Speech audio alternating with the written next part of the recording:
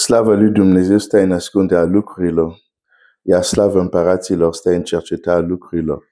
Proverbele 25, versetul 2. Dumnezeu să te binecuvinteze. În această dimineață aș fi vrut să am mai mult timp. Nu am mult timp, dar în câteva minute aș vrea să-ți prezint ceva extrem de important, mai ales pentru generația noastră. Mai ales pentru vremurile care le trăim. Ignoranță costă. De fapt, chiar Dumnezeu, El însuși zice, poporul meu pierde din lipsă de cunoștință. Și există o ignoranță în acest domeniu. Și aș vrea să ascult atent și apoi să te duci la Scriptură chiar. Îți voi da 2, 3, 4 versete la care poți să meditezi. Pentru că am ajuns să vorbim despre ce faci când adversarul tău și el este uns.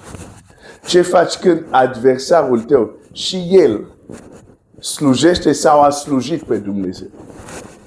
Vedem Saul, la un moment dat, s-a depărtat chiar de Dumnezeu. Fiind departe de Dumnezeu, l-a persecutat pe David, care era împăratul uns, împăratul, pot să zic, legitim.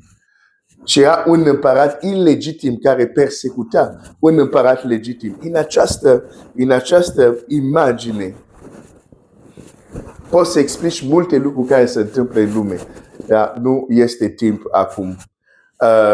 Aș vrea direct să mă duc la un lucru. Am zis, fiecare să avem grijă să nu fim un Saul pentru altcineva.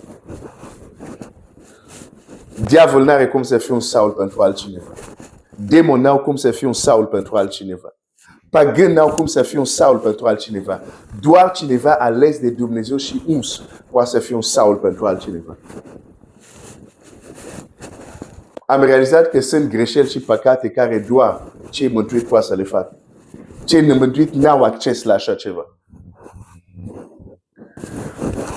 Un nemântuit poate persecuta un mântuit, dar n-are cum să fie un Saul. În context despre care vorbim. Saul uns de Samuel, David uns de Samuel, dar ungerea lui David era mai mare. Aici a apărut problema. Dumnezeu l-a uns pe Saul prin Samuel, 1 Samuel 10, nu e textul care vreau să ți le dau, dar ți le menționez.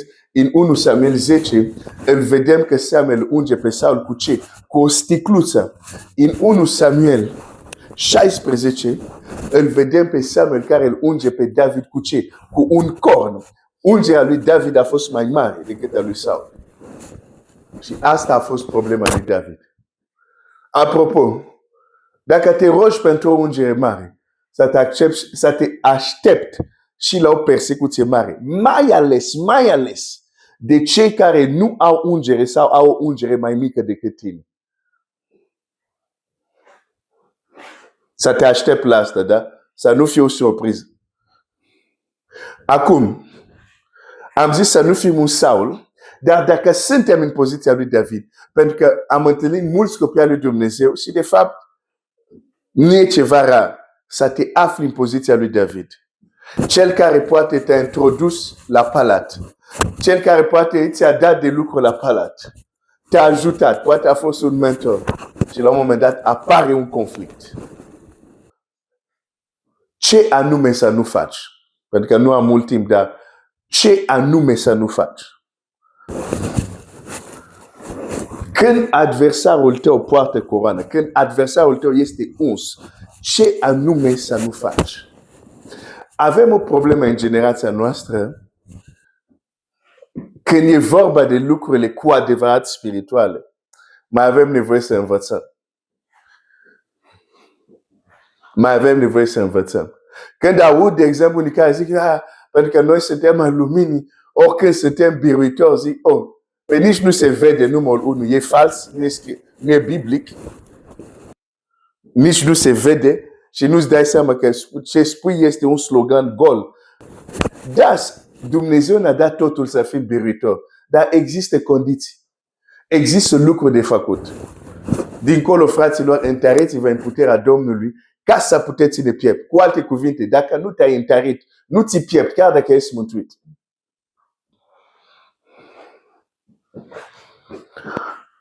Ce să nu faci? Uite ce nu a făcut David. Deși Saul l-a persecutat. Nu mă duc la versetul, dar știi textul. La un moment dat, David a prins ocazia, putea să-l omoare pe Saul. Slujitoarele lui David au zis, uite, chiar este Dumnezeu care în sfârșit a avut milă de tine și ți-l dă în mâinile tale. Și David a reacționat într-un mod foarte ferm. Și a zis, dar cum să întind mâna la unsul lui Dumnezeu? La unsul lui Dumnezeu despre care vorbește, a luat-o raznă, cum se zice în limba română.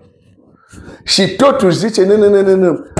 Chiar dacă acum acționează cum acționează, din moment ce el a fost uns de Dumnezeu, există ceva care sunt lucruri care nu am cum să-mi permit.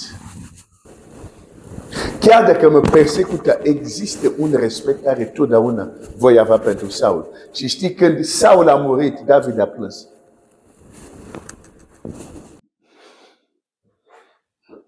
Nu degeaba David e omul după inima lui Dumnezeu. Tu crezi, de exemplu, cel care te persecută. Dar dacă a fost uns de Dumnezeu și tu te bucuri, deja ai dat lângă.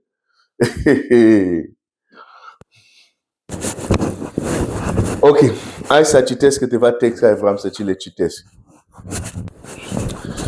Un primul text este în Coloseni 1:6, spune așa. Pentru că prin el au fost făcute toate lucrurile care sunt în ceruri și pe pământ, cele văzute și cele nevăzute, fie scaune de domnii, fie dregătorii, fie domnii, fie stăpânii. Toate au fost făcute prin el și pentru el. Când Biblia vorbește de scaune de domnii, de dregătorii, de domnii și de stăpânii, vorbește de o ierarhie invizibilă în lumea spirituală.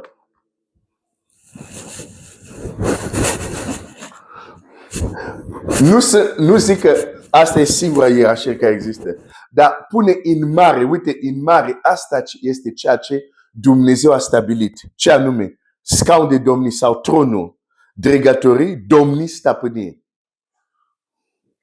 Și fiecare este la rangul lui. Și cel de un rang inferior respectă cel de un rang superior.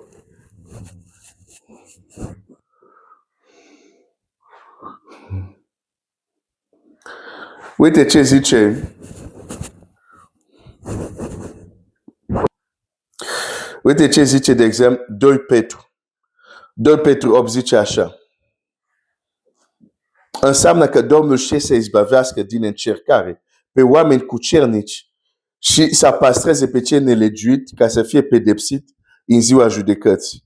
Mai ales cei ce în pofta lor necurată umblă poftind trupul altuia și disprețuiesc stăpânirea. Ca niște îndrăzneți și încapăținați ce sunt, ei nu se tem să batjocoresc dregătorile.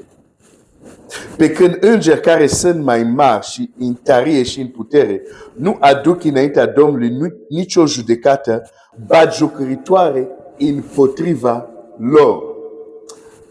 Aș fi vrut să am mai mult timp, dar nu am în această dimineață. Da, ascultă. Există unii care sunt îndrăzneți, încapăținați și nu se tem. Nu există o temere de a batjocori dregătorile. Nu există o temere de a batjocori autoritățile. Și explică Petru aici, dar uitați, îngeri care sunt mai puternici, în tărie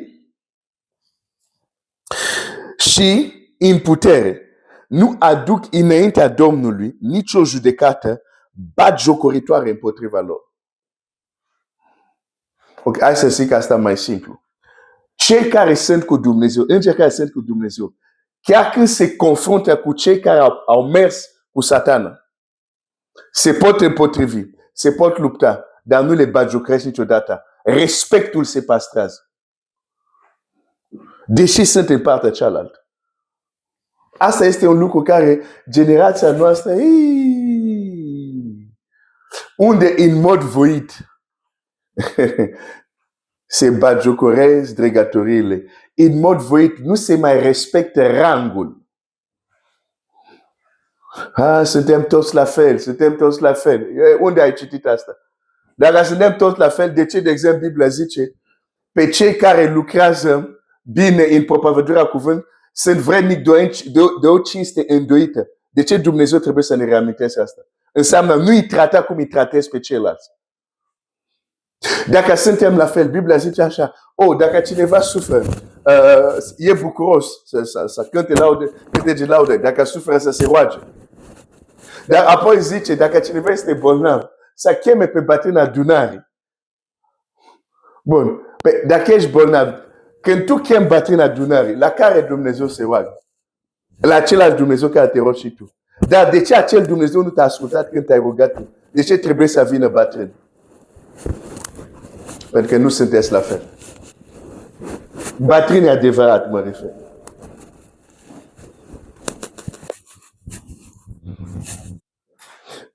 Pentru că, în mod normal, un bătrân sau un presbiter trebuie să aibă un acces la Dumnezeu care tu nu l-ai.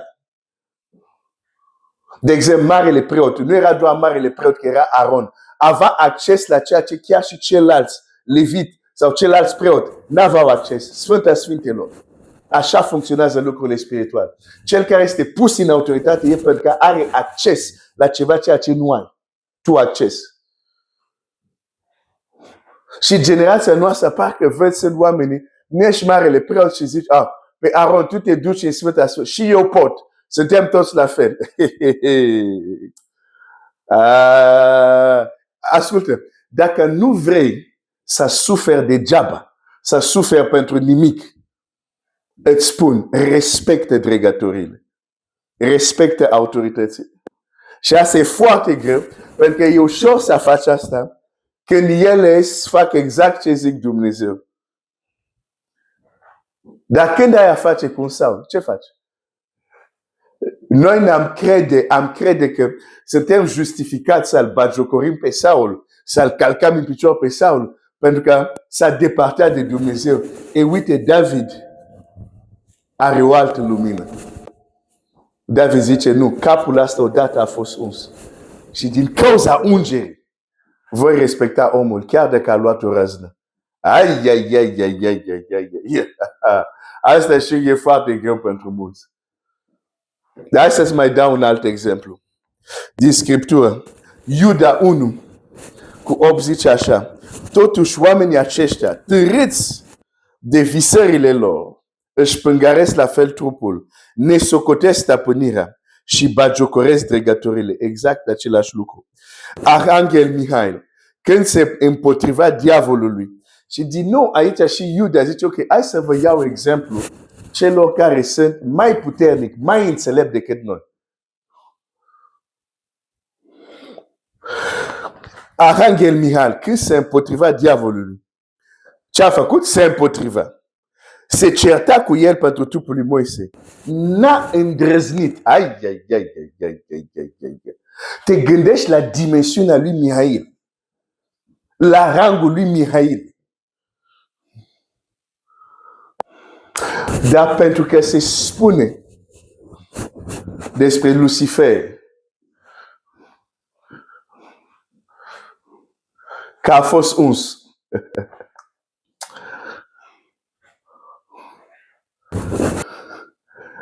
Nu a îndrăznit. Chiar deși știm că Satana e potrivnicilor, fraților, știm toate relele care face. Dar chiar și Mihail nu a îndrăznit. Pentru că chiar în bătălie împotriva dușmanului tău se respectă rangurile. Sunt lucruri care nu se fac. Nu batjocorești o autoritate. chiar dacă ești în luptă împotriva ei.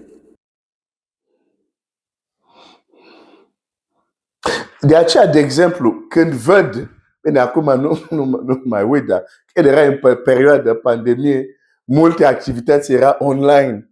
Și uneori când vedeam cum unii frați vorbesc cu o atitudine de aroganță și bagiocoritoare la oameni care sunt clar de 100 de ori mai înalt în statura spirituală decât ei din cauza rezultatei, da? Biblia zice, le vezi cunoaște după roade și vezi că vorbesc cu aroganță, îmi dau seama că acele oameni n-au înțeles acest principiu din Scriptură.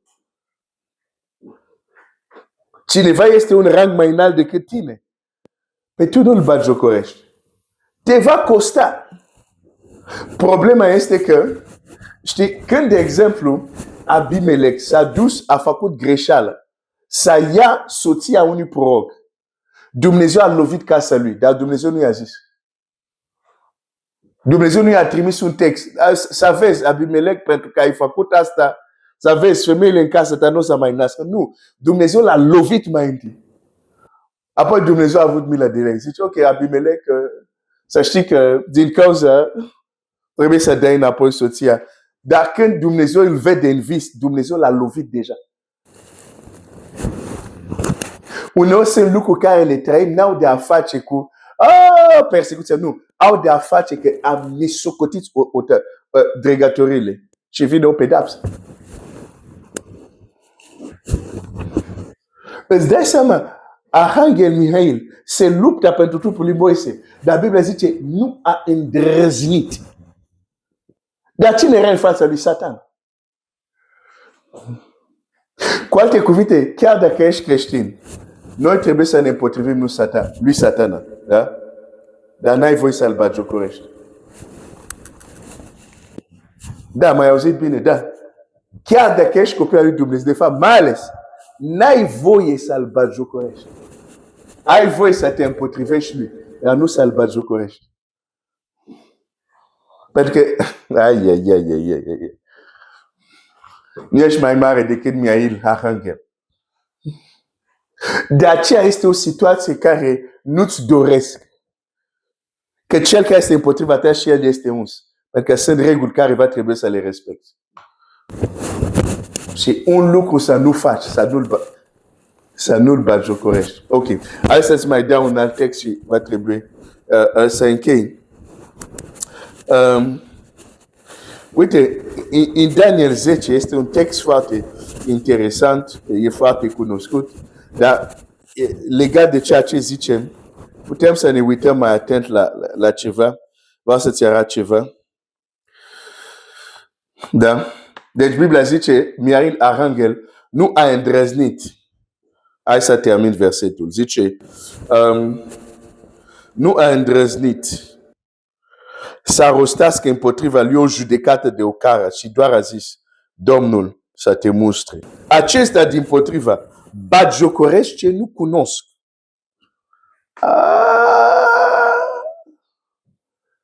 Frate, soră, când nu cunoști, mai bine taci. Mai bine taci. Nu? Când nu cunoști, mai bine taci. Bagiocorește ceea ce nu cunosc.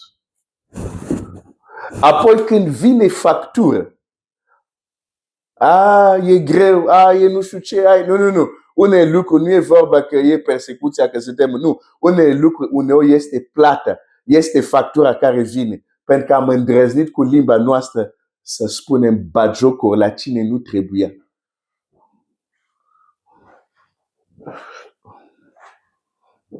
În zile din lume, una din caracteristici, oamenii vor fi cum? Bagiocoritori. Și am văzut asta și la creștini. Și la pastor care se luptă împotriva unora prin internet și vorbesc cu bagiocor. Dar și el e om al lui Dumnezeu, predică Evanghelie. Ok, poate nu aveți același viziune. Poate el crede în minune, tu nu crezi în minune. Dar asta nu-ți dă drept să-l bagiocorești.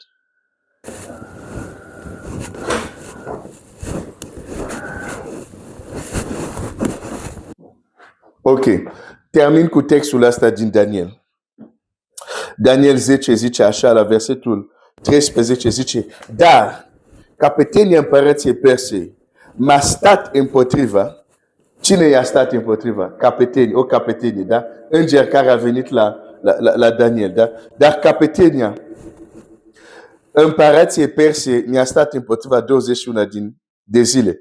Și iată că Miail, una din capeteniile cele mai de seamă, m-a venit în ajutor.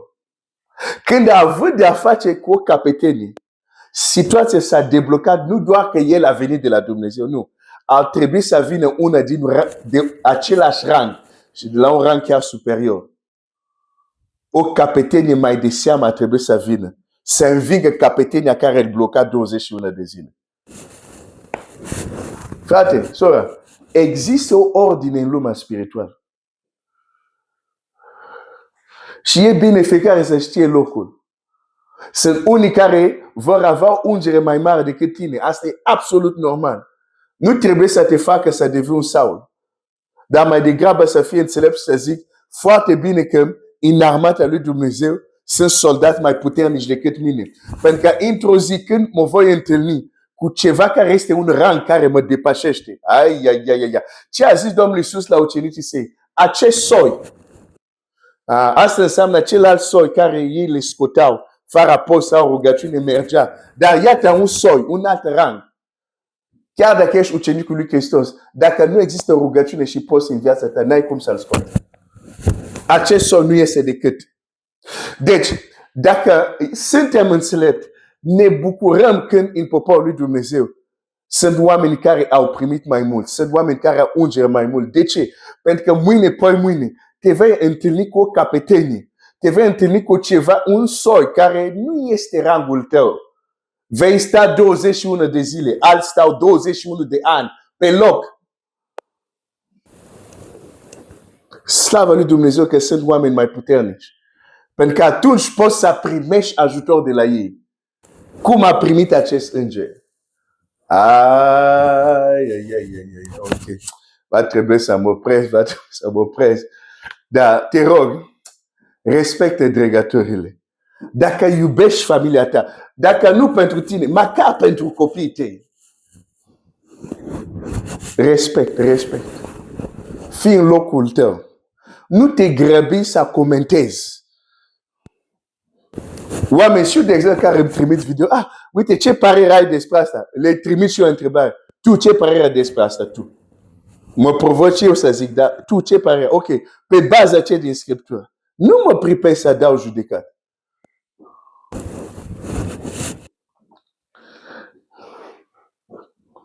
Mai bine vorbești de vreme, mai bine vorbești de nu știu ce alte. Dar când e vorba de subiectul ăsta, ai mare grijă ce spui. Dumnezeu a creat scaun de domnii, dregătorii, stăpânii. Există rang în lumea spirituală. Și lumea asta fizică e supus la lumea spirituală. Există rang.